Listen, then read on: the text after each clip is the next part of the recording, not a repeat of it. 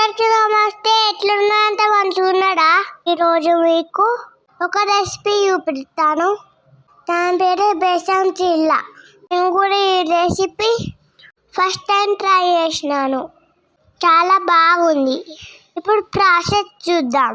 ఇవాళ ఒక గిన్నెలో శనగపిండి వేసుకొని జీలకర్ర, పసుపు, ధనియాల పొడి, ఉల్లిగడ్డలు, టమాటాలు, ఉప్పు, కారం, కొత్తిమీర, కరివేపాకు వేసుకొని వాటర్ పోసుకొని కలుపుకోవాలి. ఈ పిండిని దోశ పిండి లాగా కలుపుకోవాలి.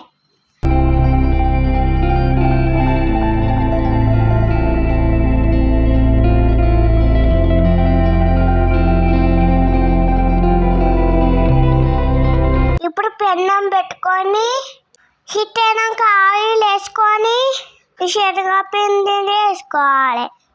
మంచిగా కాలిన తర్వాత పక్కసారి తింపుకోవాలి.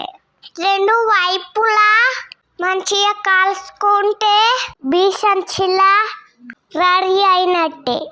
ఛానల్ని సబ్స్క్రైబ్ చేయండి, లైక్ చేయండి, షేర్ చేయండి, కామెంట్ చేయండి.